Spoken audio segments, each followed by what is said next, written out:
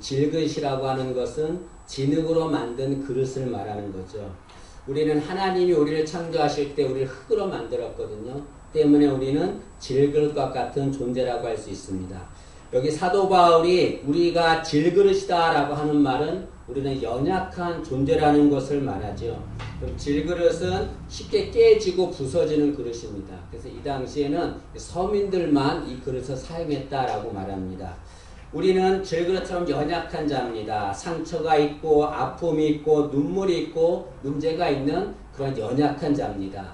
중요한 것은 우리는 그렇게 연약한 질그릇과 같은 자라는 것을 인정해야 된다는 거죠, 여러분.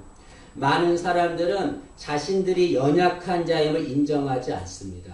왜냐하면 그것을 인정하면 마치 패배자 같고 다른 사람들한테 무시당할 것 같기 때문에 자신의 연약함을 인정하지 않아요. 그걸 드러내질 않습니다.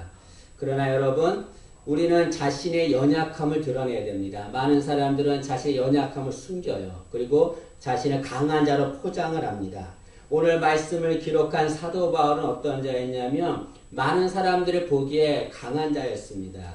그런 많은 사람들을 주님께 인도했습니다. 그리고 많은 기적을 베풀었어요. 병자를 일으켜 세웠습니다. 그리고 성령이 충만한 사람이었어요. 모든 사람들이 볼 때 사도 바울은 강한 자임에 틀림없었습니다. 그러나 모든 사람들이 자신을 강한 자라고 생각하지만 사도 바울은 자신은 질그릇처럼 연약한 자다라고 자신의 연약함을 인정했습니다. 우리도 우리의 자신의 연약함을 인정해야 됩니다. 그런데 사도 바울은 자신은 질그릇처럼 연약한 자지만 절대로 위축되거나 절망하지 않았습니다. 그 이유가 무엇이냐면 그 질그릇 안에 보배가 있기 때문이다 라고 말하고 있습니다. 1절, 7절 말씀을 보시면 우리가 이 보배를 질그릇에 가졌으니 라고 말합니다. 여기서 말하는 보배는 주님을 말합니다. 사도 바울은 자신은 연약하고 나약한 자요. 나는 연약하고 나약한 자다. 그러나 나는 절대로 좌절하거나 절망하지 않는다. 나는 위축되지 않는다 라고 말합니다. 왜냐하면 자신 안에 보배이신 주님이 계시기 때문에 그렇습니다.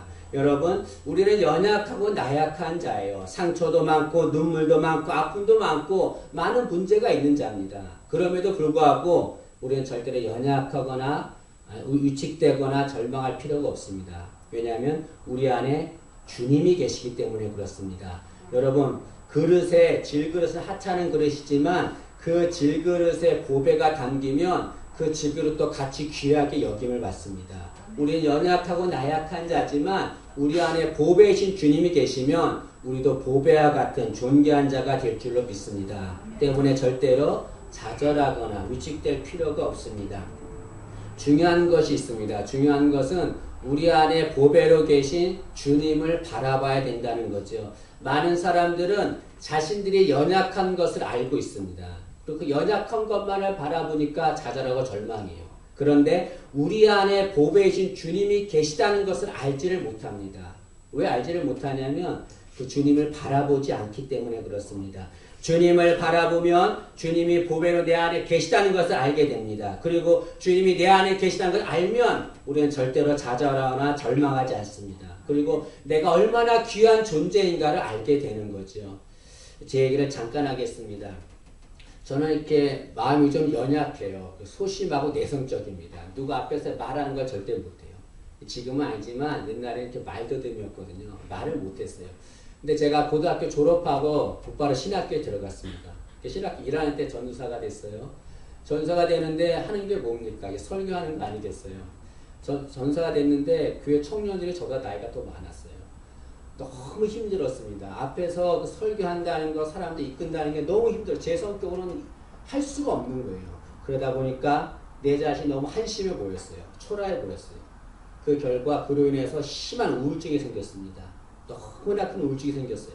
뭘 할 수가 없어요. 사람들 앞에 나설 수가 없고 얼굴이 막 시커매졌습니다. 그래서 어떻게 했냐면 교회를 도망쳤죠. 사역을 포기하고 교회를 도망쳤어요. 담임 목사님 막 쫓아왔습니다. 그래도 못하겠다고 도망쳤습니다. 그리고 그 신학교 다니는 거를 포기하려고 했어요. 신학 그만두고 열심히 예수님 믿다. 그냥 이 세상 살다 가자. 그런 마음이 들었습니다. 너무나 심한 우울증 때문에 사역을 할 수가 없었습니다. 그러다가 제가 어느 순간 주님을 바라보게 됐습니다. 주님을 바라보고 주님께 나의 연약함과 나약함을 그대로 고백했습니다. 하나님, 나는 정말 이렇게 연약하고 나약합니다. 하나님을 할 수 없습니다. 라고 솔직하게 제 연약함을 고백했습니다. 제 마음을 얘기했어요. 그럴 때 주님께서 제게 어떤 마음을 주셨냐면 연약한 나를 주님이 얼마나 사랑하시는지, 그리고 나는 내 자신이 연약하다고 생각하지만 주님 보시기에 나는 얼마나 귀한 존재인지를 주님이 알게 하셨습니다. 그것을 깨닫는 순간 저는 다시 회복되게 되었지요. 그리고 다시 사역을 하고 지금까지 하게 되었습니다. 여러분, 주님은 보배로 우리 안에 계십니다. 우리 연약하고 나약하지만 보배이신 주님이 내 안에 계신 것을 알게 되면 절대로 좌절하거나 절망할 필요 없어요. 위축될 필요 없어요. 우리는 귀한 존재가 됩니다. 보배이신 주님이 내 안에 계신 것을 알기 위해서 우리는 주님을 바라보는 자가 되어야 될 줄로 믿습니다. 하나님은 왜 보배를 우리 질그릇에 두셨습니까? 더 좋은 곳에 두실 수 있지 않나요? 왜 근데 연약하고 나약한 질그릇에 보배를 두셨을까요? 그것은 주님께서 우리 안에 있어서 하나님의 능력의 큼을 알게 하시기 위해서다라고 말합니다. 그럼 7절 말씀을 다시 보시면 우리가 이 보배를 질그릇에 가졌으니 이는 심히 큰 능력은 하나님께 있고 우리에게 있지 아니함을 알게 하려 함이라. 왜 하나님 나같이 연약한 자에 임하셨습니까? 왜 나같이 연약한 자를 사용하십니까? 왜 내게 임하셨습니까? 라고 하나님께 얘기할 수 있습니다. 하나님의 대답은 무엇입니까? 하나님의 능력이 큰 능력이 하나님께 있음을 너를 통해 알게 하기 위해서다 라고 말하고 있습니다. 여러분, 보배를 연약한 질그릇에 넣으면 보배는 가치가 있게 되는 겁니다. 마찬가지로 주님이 우리 안에 계시면 하나님의 능력이 큼을 우리가 알게 되는 거죠. 우리가 오해하는 것이 있습니다. 그것은 자신의 능력으로 이 세상을 산다는 거죠. 그래서 자신의 능력으로 모든 것 다 행하려고 합니다. 그러나 우리는 연약한 질그릇에 지나지 않습니다. 능력은 우리에게 있는 것이 아니에요. 능력은 하나님께 있는 겁니다. 하나님이 그것을 알게 하기 위해서 질그릇 같은 우리 연약한 우리에게 보배를 주셨다라고 말합니다. 나는 연약한 것 때문에 절대로 부끄러워하거나 절망하지 말아야 합니다. 주님은 그것으로 당신의 능력을 나타내기 때문에 그렇습니다. 저도 사역을 할 때 하나님 앞에 늘 기도하는 게 그거였습니다. 왜 저를 사역자로 부르셨습니까? 사역자로 부르시려면 저를 좀 능력 있고 실력 있고 그렇게 만드셔서 부르셔야지 이렇게 연약하고 초라한 저를 왜 부르십니까? 저를 통해서 어떻게 주의를 하시려 합니까? 라고 주님께 불평한 적이 있습니다. 그때 주님의 대답은 무엇입니까? 너를 통해서 하나님의 능력이 크다는 것을 알게 하기 위해서 너를 사용한다 라고 말씀하고 있습니다. 여기 하나님께 능력이 있음을 알게 한다는 것은 무엇을 말합니까? 하나님의 능력을 체험한다는 것을 말씀하고 있습니다.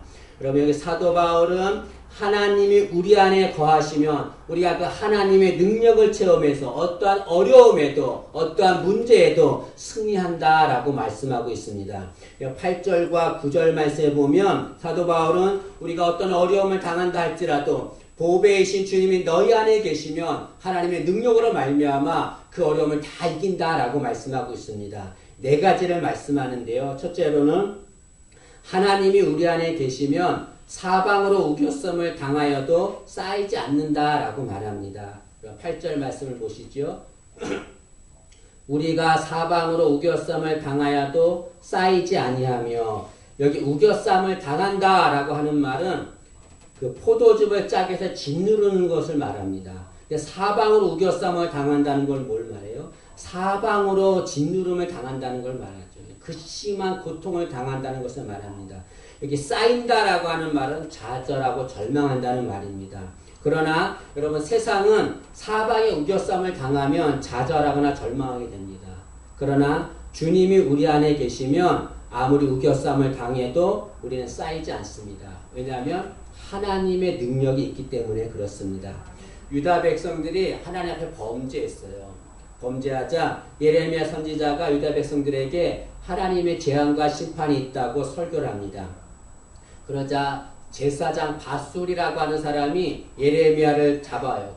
폭행을 하고 감옥에 감금을 합니다. 감금을 하는데 그냥 하는 것이 아니라 그 목에 씌우는 나무 고랑으로 느헤미야를 채웁니다. 나무 고랑으로 채웠다고 하는 것은 몸을 뒤틀려서 묶었다는 걸 말하는 거죠. 이 예레미야는 우겨쌈을 당한 것이었습니다. 그러나 이렇게 예레미야는 우겨쌈을 당해도 좌절하거나 절망하지 않았습니다. 왜냐하면 그 안에 하나님이 계시기 때문에 그렇습니다. 놀라운 일은 그 다음날 이 제사장 바스훌이 예레미야를 풀어줍니다. 예레미야를 풀어주는데 그때 예레미야가 하나님에게 받은 말씀을 바스훌에게 알려줍니다. 그것이 뭐냐면 그 바스훌의 이름을 마골 미사 비비라라고 하나님이 바꿔주셨다라고 얘기합니다. 그러니까 바스훌이라고 하는 이름의 뜻은 세력을 확장시키는 자 그런 말입니다. 다시 말하면 힘 있는 자 그런 말이죠. 그런데 마골 미사빗이라고 하는 말은 사방으로 두려움을 당하는 자 그런 말입니다. 다시 말하면 사방으로 우겨쌈을 당한다 그런 말이죠. 여러분 그 전날에는 누가 사방으로 우겨쌈을 당했습니까? 예레미야가 사방으로 우겨쌈을 당했어요. 그러나 예레미야는 하나님이 그 안에 계시기 때문에 쌓이지 않았습니다. 좌절하거나 절망하지 않았습니다. 오히려 이 바스훌이 사방으로 우겨쌈을 당하게 되었습니다. 여러분 우리가 예레미야처럼 지금 나무 고랑에 채워져서 사방으로 우겨쌈을 당하는 그런 고통이 있다 할지라도 좌절하거나 절망할 필요 없어요. 하나님이 우리 안에 계십니다. 하나님이 우리 안에 계시면 우리는 절대로 쌓임을 당하지 않게 된다라고 말하고 있습니다. 여러분 하나님이 우리 안에 계신 믿기를 간절히 소망합니다. 그러면 어떠한 극심의 고통에도 우리는 승리하게 될 줄로 믿습니다. 또한 사도 바울은 하나님이 우리 안에 계시면 답답한 일을 당하여도 낙심하지 않는다라고 말합니다. 8절 하반절을 보시면 답답한 일을 당하여도 낙심하지 아니하며 라고 말합니다. 여기 답답한 일을 당한다라고 하는 말은 이 포위되어서 사방으로 막혀있는 상태를 말합니다. 여러분 사방으로 막혀있는 상태예요. 이런 상태가 되면 사람들은 낙심하게 됩니다. 그러나 하나님이 우리 안에 계시면 그 하나님의 능력으로 우리는 낙심하지 않게 된다라고 말합니다. 우리는 살아가면서 답답한 일을 당할 때가 많지요. 열심히 사업을 했는데 갑자기 부도를 맞았어요. 건강했는데 질병이 생겼습니다. 저처럼 열심히 살았는데 우울증이 생겼습니다. 너무 답답한 일 때문에 낙심할 때가 너무나 많습니다. 어떤 사람은 이 답답한 일 때문에 낙심해서 신앙을 포기하기도 합니다. 그러나 여러분 그러한 상황에 있다 할지라도 하나님이 우리 안에 계시면 절대로 낙심하게 하지 않게 될 줄로 믿습니다. 이런 출애굽한 이스라엘 백성들을 보세요. 애굽에 나와서 가나안으로 가는데 하나님께서 가나안을 인도하시기 때문에 그 앞에 좋은 일만 생길 것이라 생각했겠지요. 근데 그 앞에 뭐가 있었습니까? 홍해가 있었어요. 홍해가 있어서 앞으로 갈 수가 없었습니다. 뒤를 보라보니까 애굽 군대가 달려와서 죽이려고 달려오고 있었습니다. 앞과 뒤가 다 막혀 있었습니다.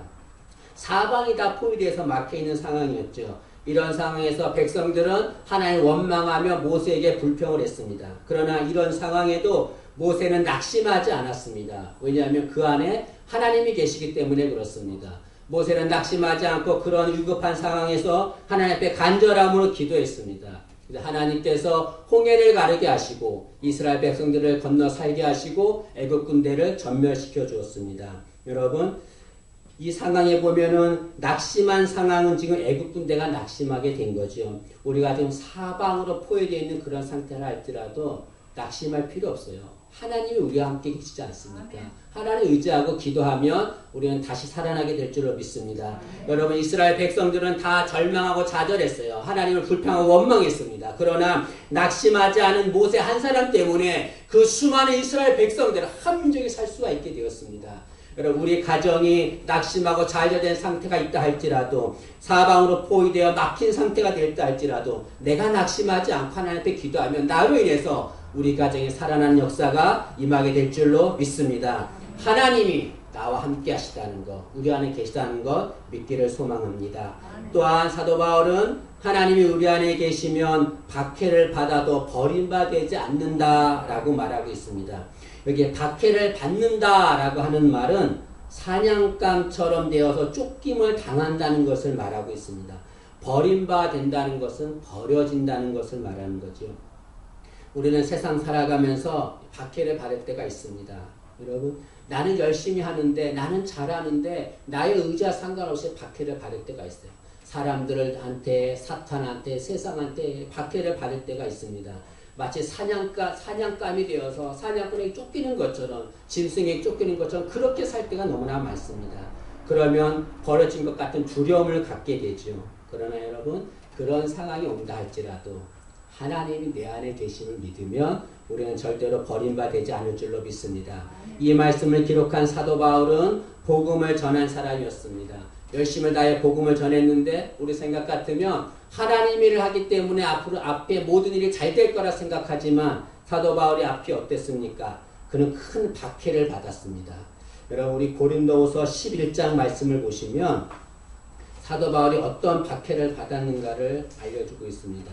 고린도후서 11장 23절부터 27절인데요. 길지만 제가 한번 읽겠습니다. 고린도후서 11장 23절에서 27절입니다. 그들이 그리스도의 일꾼이냐 정신없는 말을 하거니와 나는 사도 바울을 말합니다. 나는 더욱 그러하도다. 내가 수고를 넘치도록 하고 옥에 갇히기도 더 많이 하고 매도 수없이 맞고 여러 번 죽을 뻔하였으니 유대인들에게 40에서 하나 감한매를 5번 맞았으며 3번 태장으로 맞고 1번 돌로 맞고 3번 파선하여 일주야를 깊은 바다에서 지냈으며 여러 번 여행하면서 강의 위험과 강류의 위험과 동족의 위험과 이방인의 위험과 신의 위험과 광야의 위험과 바다의 위험과 거짓 형제 중의 위험을 당하고 또 수고하며 애쓰고 여러 번 자지 못하고 줄이며 목마르고 여러 번 굶고 춥고 헐벗었노라. 여러분 사도 바울은 지금 하나님의 일을 하는 상황이 있어요. 하나님의 일을 함에도 불구하고 사도 바울은 박해를 당하고 있습니다. 자신이 원하지 않는 거예요. 우리도 이렇게 사도 바울처럼 원하지 않는 박해를 당할 때가 너무나 많습니다. 사도 바울이 이렇게 박해를 받는 상황에도 버림받지 않았습니다. 그 이유는 그 안에 주님이 계시기 때문에 그렇습니다. 사도 바울은 박해를 받았지만 주님이 그 안에 계시기 때문에 늘 승리한다라고 고백을 합니다.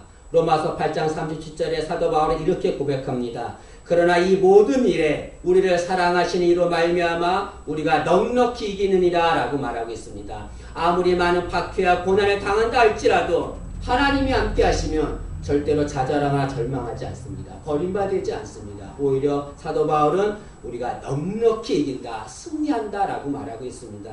여러분 지금 내가 박해를 당하고 있습니까? 내가 원하지 않는 주의 일을 하는 중에 박해를 당하고 있습니까? 절대로 버림받지 않을 줄로 믿습니다. 그리고 사도 바울처럼 우리도 주님으로 말미암아 넉넉히 이긴다라고 고백하게 될 줄로 믿습니다. 또한 사도 바울은 하나님이 우리 안에 계시면 거꾸로 뜨림을 당하여도 망하지 않는다라고 말합니다. 9절 하반절에 나와 있는데요. 여기 거꾸로 뜨림을 당한다라고 하는 말은 대적자들이 밀어서 넘어지는 것을 말합니다. 망한다는 것은 죽는다는 걸 말하죠. 여러분 세상은 우리를 거꾸로 들여요. 우리를 막 밀어요. 또 사탄은 우리를 막 밉니다. 넘어뜨려요. 우리를 죽게 만듭니다. 그러나 사탄이 아무리 우리를 거꾸로 들여도 우리는 절대로 망하지 않습니다. 하나님이 우리와 함께 하신 믿으면 절대로 우리는 망하지 않는 거죠. 성경에 욥이라고 하는 사람이 나옵니다. 욥은 하나님을 잘 섬기는 자였어요. 성경에 말하기를 욥은 하나님께 정말 열심을 다했기 때문에 순전하고 온전하고 정직하여 하나님을 경외하며 악에서 떠난 자라고 하는 칭찬을 들었습니다. 이 칭찬을 3번이나 들었어요. 그러면 이렇게 칭찬 듣는 욥에게 좋은 일만 있어야 되는데 그렇지 않았습니다. 그는 재산이 다 사라졌습니다. 자녀들이 다 죽었습니다. 그도 질병에 걸렸습니다. 아내는 그를 떠났습니다. 친구들은 그를 배신했습니다. 이런 어려움을 당한 이유는 사탄이 그를 밀었기 때문에 그렇습니다. 그를 넘어뜨려서 거꾸로 뜨림을 당하기 때문에 그렇습니다. 그러나 욥은 그렇게 사탄이 자신을 넘어뜨려도 그는 망하지 않았습니다. 왜냐하면 그 안에 하나님이 계시기 때문에 그렇습니다. 나중에 욥기 뒷면에 가면은 성경은 말하기를 욥은 갑절의 복을 받았다라고 말하고 있습니다. 여러분 지금 내가 거꾸로 뜨림을 당하는 그런 상황에 있다 할지라도 하나님이 나와 함께 하심을 믿으세요. 그러면 그 모든 것이 변하여 복이 될 줄로 믿습니다. 욥이 받았던 갑절의 복을 받을 줄로 믿습니다. 사도 바울은 우리가 하나님이 우리와 함께 하시면 보배이신 하나님이 우리와 함께 하시면 우리는 어떤 어려움 상황에서도 승리한다라고 말하고 있습니다. 그런데 이런 하나님의 능력을 체험하기 위해서 우리가 해야 될 것이 있습니다. 그것은 나의 질그릇을 깨트려야 된다는 거죠, 여러분. 질그릇을 깨트리지 않으면 하나님의 능력을 체험할 수 없습니다. 질그릇을 깨트려야 그 안에 보배가 나올 수 있는 거예요. 나의 질그릇, 나의 연약함을 깨트려야 하나님의 능력을 체험할 수 있습니다. 하나님은 왜 우리를 강철 그릇으로 만들지 않았을까요? 더 좋고 단단한 강철 그릇으로 만드셨으면 좋을 텐데 하나님은 그렇게 만들지 않았어요. 왜 그렇습니까? 깨트릴 수 없기 때문에 그렇습니다. 하나님이 우리를 연약한 질그릇을 만드셨습니까? 우리가 그걸 깨트릴 수 있기 때문에 그렇습니다. 깨트려야만 보배가 나오듯이 나의 연약함을 깨트려야만 하나님의 능력을 체험하게 될 줄로 믿습니다. 여러분, 질그릇을 깨트린다는 것은 자신을 깨트린다는 것을 말합니다. 자신을 깨트린다는 것은 자신의 능력을 깨트린다는 것을 말합니다. 우리는 살아가면서 자신의 능력이 있다고 생각하면 하나님의 능력을 거부해요. 하나님의 능력을 거부하면 하나님의 능력은 절대로 나타나지 않습니다. 나의 능력을 깨트려야 돼요. 내 자신을 깨트려야만 하나님의 능력이 임할 줄로 믿습니다. 10절 말씀에 보면 사도 바울은 자신은 항상 주님의 죽음을 몸에 짊어졌다라고 말합니다. 주님의 죽음을 몸에 짊어졌다는 걸 뭘 말합니까? 주님처럼 자신이 죽었다는 걸 말하죠. 이것은 자신이 깨트려짐을 당했다는 것을 말합니다. 여러분, 사람들은 주님을 십자가에 못 박아 죽였어요. 그리고 생각하기를 주님은 죽었기 때문에 이제 그의 인생이 끝났다라고 생각했겠지요. 그러나 주님의 인생이 끝났습니까? 주님은 그것을 끝나지 않았어요. 다시 살아나셨습니다. 마찬가지로 우리가 우리 자신을 깨트리면 우리는 다 죽었구나 생각하지만 아니요.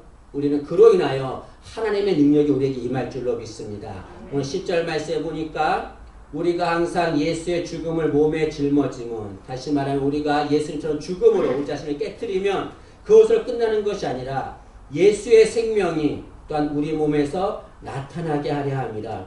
죽은 줄 알았지만 죽은 것이 아니라는 거예요. 예수의 생명이 우리에게 나타납니다. 하나님의 능력이 우리에게 임한다라고 말하고 있습니다. 하나님의 능력을 체험하기를 원합니까? 내 자신을 깨트려야 돼요. 나의 연약함을 인정하고 내 자신을 깨트려야 돼요. 이거 깨트리는 것이 고통스럽죠. 힘들죠. 그러나 깨트려야만 하나님의 능력을 체험할 수 있습니다. 언제까지 연약하고 나약한 채로 살 수 없지 않습니까? 내 자신을 깨트리세요. 하나님의 능력이 임할 줄로 믿습니다. 사사 기드온이 32,000명을 이끌고 미디안과 전쟁을 하려 했습니다. 근데 하나님께서 기드온한테 기드온아 32,000명 다 필요 없다. 그래서 그 중에 300명만을 선택하게 했습니다. 그 300명을 데리고 미디안과 전쟁을 하라고 했습니다. 하나님께서 나팔을 들고 그 빈 항아리를 주면서 그 항아리에 횃불을 감추고 미디안 진영으로 가라 그랬습니다.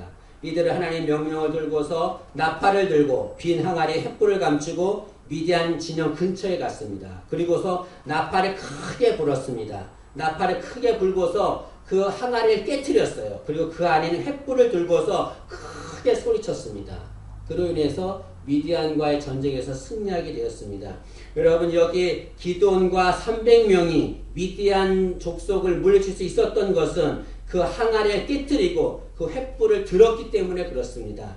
그 항아리는 연약한 우리를 상징하지요. 횃불은 하나님의 능력을 상징합니다. 여러분, 횃불을 들어야만 승리할 수 있습니다. 횃불을 들기 위해서는 항아리를 깨트려야 돼요. 그러면 승리할 수 있는 거죠. 여러분, 하나님의 능력을 체험하기 위해서는 나의 연약함을 깨트려야 돼요. 항아리처럼 질그릇처럼 연약한 나를 깨트려야만 횃불 대신 하나님의 능력이 임할 줄로 믿습니다. 그러면 그 미디안 진영도 이기고 승리하게 될 줄로 믿습니다. 우리는 모두 다 하나님의 능력을 체험하기를 원하고 있습니다. 그러나 하나님의 능력을 체험하기를 원하면서도 내 자신을 깨트리려고 하지 않아요. 내 자신을 깨트려야 합니다. 깨트리면 절대로 죽지 않아요. 오히려 삽니다. 하나님의 능력이 임할 줄로 믿습니다. 우리 모두가 다 우리의 연약함을 인정하고 보배이신 하나님을 모심으로 능력의 삶을 살기를 간절히 소망합니다.